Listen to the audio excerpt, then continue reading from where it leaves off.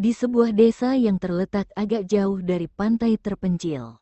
Dokter tua masih sedang sarapan, klinik masih belum buka dan lelaki tua sudah datang mencarinya. Katanya gadis itu belum sadar diri dan mulai demam tinggi. Setelah makan obat demam pun demamnya tidak turun. Mendengar kata-kata lelaki tua, dokter tua buru-buru masuk ke tempat obatnya tanpa menghabiskan sarapan. Dokter tua memasukkan beberapa obat ke dalam kotak medisnya, berangkat ke tepi pantai rumah lelaki tua sana dengan sepeda 3 rodanya. Mau bagaimanapun, dia yang mengambil alih perawatan gadis itu. Dokter tua tidak boleh membiarkan reputasi yang dia bangun dengan waktu 30 tahun rusak begitu saja. Tiba di tempat, dokter tua segera masuk ke rumah lelaki tua tanpa berkata apapun. Dokter tua, coba kamu melihatnya. Demam gadis ini terlalu tinggi, tidak bisa dibiarkan lagi. Wanita tua segera bergeser memberi tempat kepada dokter tua sambil berkata dengan nada suara yang gugup. Dokter tua memegang dahi wanita itu dengan serius. Setelah merasakan suhu tubuh wanita ini yang tinggi, ekspresi dokter tua tiba-tiba tampak berat. Setelah memeriksa luka di lengannya dan sadar bahwa ada beberapa peradangan, dokter tua menoleh ke pasangan tua di sebelahnya. Ujung-ujungnya, dokter tua hanya bisa menggunakan metode pengobatan konservatif. Dia berkata dengan nada suara tidak berdaya. Aku beri dia infus yang bisa menurunkan demam dan peradangan dulu, lihat apakah demamnya bisa menurun. Kalau demamnya tetap tidak turun, atau dia tetap tidak sadar diri, hanya bisa antar dia ke rumah sakit dan melihat takdir gadis ini sendiri. Kamu coba beri dia obat dulu, bisa jadi demam dia langsung turun setelah ini, wanita tua berkata dengan nada suara agak frustrasi. Kalau pasangan tua ini tega membiarkan gadis ini begitu saja, mereka tidak akan mengeluarkan uang terakhir yang mereka sisa untuk menyelamati gadis ini. Untuk antar ke rumah sakit, mereka tidak ada uang sebanyak itu. Yang bisa mereka lakukan hanya berdoa kepada Tuhan agar gadis ini bisa bertahan hidup. Dokter tua tidak berkata apapun lagi, dia diam-diam menggantung kantong infus dan menginfus lengan wanita.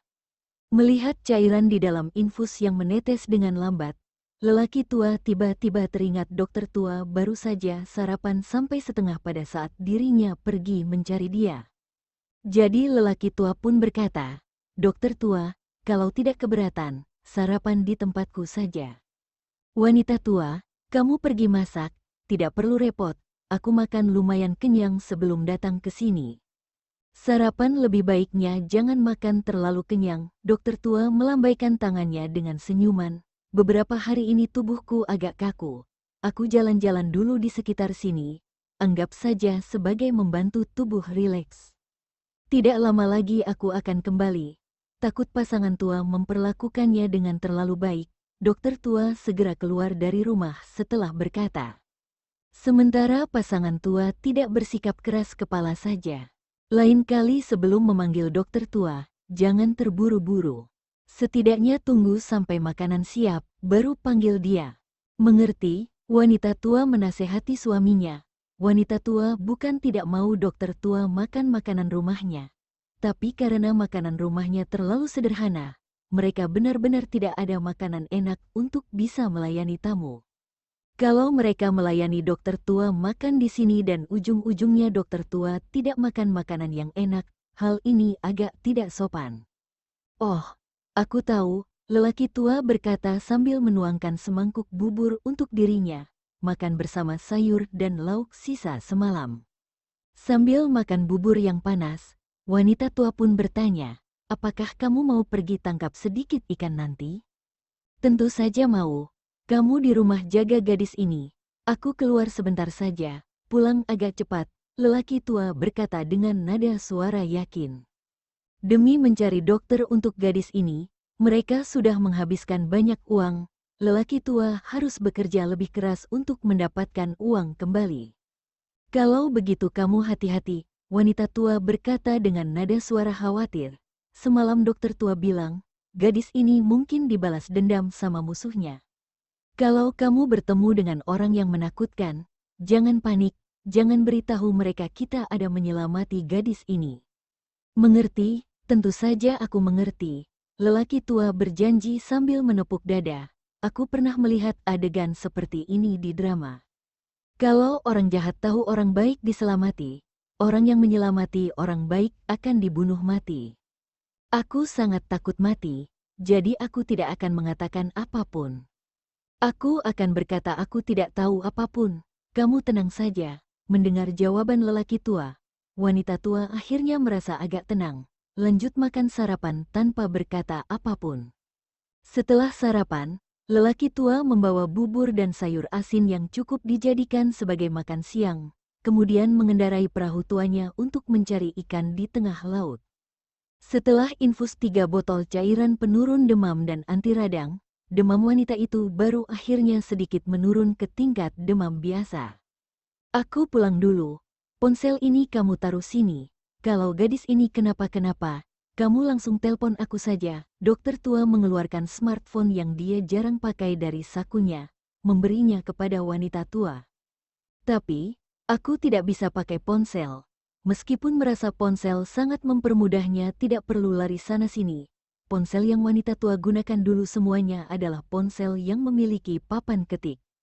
Sejak pasangan tuanya sakit, wanita tua tidak menelpon ke siapa-siapa lagi. Akhirnya dia menjual ponselnya dengan harga sekitar ratusan ribu. Sejak itu, wanita tua tidak pernah menggunakan ponsel lagi. Sementara ponsel zaman sekarang bahkan tidak memiliki papan ketik. Wanita tua sudah berusia begitu tua, matanya sudah rabun dan dia sudah sama sekali tidak tahu bagaimana menggunakan ponsel. Dokter tua mengatur nomor telepon kliniknya ke daftar panggilan darurat, kemudian mengajari wanita tua dengan sabar secara berulang kali. Setelah wanita tua mengerti cara menelpon, dokter tua baru meninggalkan rumah pasangan tua dengan kotak medisnya. Wanita tua tinggal di rumah, memeriksa kondisi gadis dari waktu ke waktu. Pada saat hampir siang, demam gadis baru menurun ke normal. Baju gadis seluruhnya basah karena keringat, kebetulan baju yang dia cuci semalam sudah kering ditiup angin pantai. Wanita tua menghabiskan banyak tenaga menggantikan baju gadis yang basah dengan kesusahan. Pada saat itu, suara ketukan pintu tiba-tiba berdering dari luar dan mengagetkan wanita tua. Wanita tua mengelus dadanya untuk menenangkan diri sebelum membuka pintu. Sementara di luar, Judith mengira tidak ada siapapun di dalam rumah. Pada saat dia mau pergi, pintu terbuka dari dalam. Wanita tua melihat wanita asing yang mengenakan pakaian berwarna hitam. Wajah wanita itu sangat cantik, tapi ekspresi dia tampak sangat dingin sampai mencapai tingkat menakutkan. Sementara di belakang wanita asing itu ada 2 pria tinggi yang mengenakan baju hitam penuh juga. Wajah mereka juga tampak kuat dan jahat. Kalian siapa? Mau buat apa? Wanita tua bertanya dengan wajah ketakutan yang pucat. Wanita tua menebak jangan-jangan orang-orang ini adalah musuhnya gadis yang dikatakan dokter tua tadi. Orang-orang ini tampak sangat menakutkan. Tidak boleh membiarkan mereka tahu gadis ada di dalam. Bisa jadi mereka membunuh gadis itu, sampai wanita tua juga ikut dilanda masalah. Nenek, Anda jangan takut. Kami cuma mau tanya apakah Anda pernah melihat gadis ini? Judith berkata dengan nada suara dingin, membuka poster yang berukuran belasan inch untuk memperlihatkan kepada wanita tua. Setelah itu, mata Judith yang tajam dan dingin pun memandang ke arah ruang tamu kecil yang berada di belakang wanita tua. Tidak ada yang mencurigakan. Tidak. Aku tidak pernah lihat orang ini. Aura Judith yang dingin terlalu menakutkan bagi wanita tua, membuat dia segera menoleh ke samping, tidak berani melihat poster tersebut sama sekali. Nenek, mengapa Anda menjawab tidak pernah lihat ketika Anda bahkan belum melihat fotonya? Meskipun nada suara Judith sangat dingin, dia tetap bekerja keras sebisa mungkin, menunjukkan poster kepada wanita tua. Wanita ini adalah nyonya muda kedua kami, tolong melihatnya dengan cermat. Kalau Anda bisa memberikan petunjuk yang berguna, tuan kami pasti akan memberi hadiah yang besar untuk Anda. Masalah nyonya muda kedua menghilang sudah tidak bisa sembunyikan dari keluarga Vito dan Libra lagi. Tuan sudah memerintah semua bawahannya untuk mengeluarkan pemberitahuan hilangnya nona muda kedua. Pada saat yang sama Tuan juga mengirim banyak orang untuk bertanya kepada semua penduduk dan nelayan di sepanjang pantai kota Zaun, berharap bisa mendapat informasi ataupun petunjuk yang berguna. Kata-kata Judith yang menggoyangkan hati wanita tua bukan hadiah, tapi kata Nyonya Muda kedua. Biasanya di drama, orang-orang yang dipanggil Nyonya Muda semuanya adalah istri dari keluarga kaya. Wanita tua meragu beberapa detik sebelum mengalihkan pandangannya ke poster yang dipegang Judith. Begitu melihatnya, wanita tua sudah yakin bahwa gadis di poster ini adalah gadis yang sedang berbaring di dalam rumahnya saat ini. Gadis ini sungguh cantik. Wanita tua berpura-pura memuji kecantikan gadis untuk menutupi ketakutan di dalam hatinya. Takut Judith mencurigainya, wanita tua bahkan mengambil poster dan melihatnya secara cermat. Setelah itu, wanita tua mengangkat kepalanya dan melihat wajah Judith yang dingin dan menakutkan. Merasa tubuhnya gemetar, wanita tua segera menundukkan kepalanya sambil berpikir. Mau melihat dari sisi apapun, orang-orang ini tidak tampak seperti orang baik. Sementara gadis di dalam rumah tampaknya adalah gadis yang berbaik hati. Sementara wanita di depannya sekarang tampak begitu jahat dan tidak ramah, sama sekali tidak tampak seperti bawahan gadis baik, malahan lebih mirip seperti musuhnya gadis Baika. Berpikir sampai sini, wanita tua pun semakin yakin bahwa dia tidak boleh membiarkan wanita yang menakutkan ini tahu gadis berada di dalam rumahnya. Kalau tidak, nyawa gadis baik ini dan nyawa wanita tua bersama suaminya akan diambil oleh wanita yang jahat ini. Melihat nenek tua terus menatap ke poster tanpa bersuara setelah berkata, gadis ini sungguh cantik. Judith merasa nenek ini pasti tidak pernah menjumpai nyonya muda kedua. Karena kalau dia pernah menjumpai nyonya muda kedua, dia pasti tidak akan berkata seperti itu. Selain itu, nenek tua ini setidaknya sudah berusia 70 tahun dan rumahnya berada di jarak sekitar 1 jam berlayar dari tempat nyonya muda kedua hilang. Nenek ini sudah berusia begitu tua, seharusnya dia tidak akan pergi berlayar lagi. Apalagi kondisi waktu nyonya muda kedua hilang itu pada saat matahari sudah terbenam dan langit sudah mulai menghitam. Nenek, apakah Anda pernah melihat wanita ini, nyonya muda kedua kami? Meskipun merasa kemungkinan tidak besar, Judith tetap menjalani tugasnya dengan cermat dan sabar. Begitu menerima perintah tuan muda kedua pada pagi hari, Judith mereka segera membagi diri menjadi kelompok kecil, bertanya kepada setiap nelayan dan penduduk yang tinggal di tepi pantai satu persatu. Namun, sampai sekarang belum ada kabar. Aku tidak pernah melihat gadis ini. Gadis secantik ini, kalau aku pernah melihatnya, aku pasti ingat waktu menatap poster. Wanita tua sudah memikirkan kata-katanya dengan baik. Setelah itu dia bahkan sengaja bertanya dengan wajah gosip, "Nyonya kalian, kenapa bisa hilang?" Terima kasih, Judith memang orang yang tidak suka banyak berbicara. Apalagi ketika orang yang bertanya hanyalah nenek tua yang asing, dia tidak mungkin memberitahu masalah yang membahayakan seperti ini kepada nenek tua. Tunggu sebentar.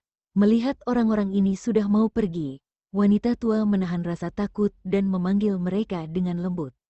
Setelah Judith mereka menoleh kembali, wanita tua pun bertanya dengan nada suara hati-hati, "Apakah kalian boleh memberi 1 lembar poster itu kepadaku?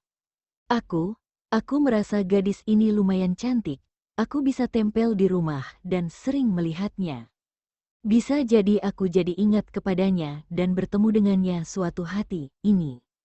Nenek, kalau melihat nyonya muda kedua kami, silahkan menelpon nomor yang tertera di poster. Tuan kami akan memberi hadiah kepada Anda." Memberi uang yang banyak, Judith memberi poster kepada nenek dengan wajah yang tidak berekspresi. Meskipun merasa kemungkinan nenek ini melihat nyonya muda kedua tidak besar, Judith tetap tidak akan melepaskan semua kesempatan dan harapan yang bisa dimanfaatkan. Setelah Judith mereka pergi, wanita tua baru kembali ke dalam rumah, sembunyi ke dalam kamar, menutup semua jendela kemudian menutupi semua tirai jendela. Ujung-ujungnya, wanita tua duduk di atas kursi dengan lemas, memegang dadanya yang jantungnya berdetak dengan kencang. Sambil menarik nafas, wanita tua mengomel, "Aku hampir saja mati karena ketakutan." Setelah beberapa saat, wanita tua menambah lagi dengan suara yang kecil. "Untungnya aku sering nonton TV, tahu bersikap waspada. Makanya aku bisa sukses membohongi orang-orang jahat itu." Setelah istirahat sejenak dan menenangkan suasana hatinya, wanita tua pergi memeriksa kondisi gadis lagi. Demam gadis sudah menurun. Wanita tua menghela nafas yang lega. Teringat dengan uang 1,8 juta yang dia habiskan setelah berobat dengan dokter tua 2 kali, wanita tua merasa sangat sakit hati. Wanita tua duduk di tepi tempat tidur. Karena menutup jendela, wanita tua terpaksa menyalakan lampu di siang hari dengan perasaan sedikit boros. Melihat wajah gadis yang pucat, wanita tua mengomel, "Gadis, ayo cepat bangun, tunggu kamu bangun, suruh keluargamu datang jemput kamu. Saat itu kamu harus mengembalikan uang pensiunku." Melihat bekas luka di cekik berwarna merah dan ungu yang masih tertinggal di leher putih gadis, wanita tua diam-diam marah di dalam hati. Gadis yang begitu cantik saja mereka tega memperlakukannya seperti ini, benar-benar terlalu kejam, terlalu jahat. Teringat dengan orang-orang tadi yang tampak jahat, wanita tua tidak mungkin mau memberi gadis ini kepada orang-orang itu ketika gadis ini masih belum sadar diri. Kalau orang-orang tadi benaran berniat jahat, tingkah laku wanita tua ini sama saja seperti membunuh gadis ini. Setelah beberapa saat, wanita tua merasa lapar. Dia meninggalkan kamar dan berjalan ke ruang tamu, minum 2 mangkuk bubur bersama lauk sayur sisa tadi pagi. Setelah menghabiskan makan siang yang sederhana, wanita tua merasa bosan dan memindahkan sebuah kursi di depan rumah untuk duduk santai di bawah pohon. Tunggu matahari tidak begitu terik, wanita tua baru pindahkan kursi kembali ke dalam rumah. Dia berencana untuk memeriksa kondisi gadis dulu. Kalau tidak ada masalah besar, dia baru pergi ke belakang rumah tanam sedikit bibit sayur. Siapa tahu, begitu kembali ke kamar, wanita tua sadar gadis itu demam lagi. Karena tidak ada obat demam di rumah, wanita tua segera mencari telepon yang ditinggalkan dokter tua, kemudian berusaha mengingat kembali cara menggunakan telepon. Setelah telepon terhubung dan mendengar suara dokter tua, wanita tua baru berkata dengan cemas, "Dokter tua, gadis itu demam lagi. Kamu cepat datang melihatnya." "Baiklah, aku akan pergi sekarang." Dokter tua masih sibuk dengan beberapa hal. Setelah mengakhiri telepon dengan buru-buru, dokter tua mengurus 2 pasien yang sedang berobat dengannya, kemudian menyerahkan pasien sisanya kepada pemegang saham klinik satu lagi, yaitu dokter kedua klinik, juniornya dokter tua. Sekitar 1 jam kemudian, dokter tua baru tiba dengan motor listriknya. "Kenapa begitu lama? Kalau kamu masih tidak datang, takutnya demam gadis itu akan membakar kepalanya sampai rusak." Wanita tua berkata dengan frustrasi. Dari rumah wanita tua sampai klinik, naik motor listrik dengan kecepatan biasa membutuhkan waktu sekitar 20 menit. Tapi dokter tua tiba pada 1 jam kemudian.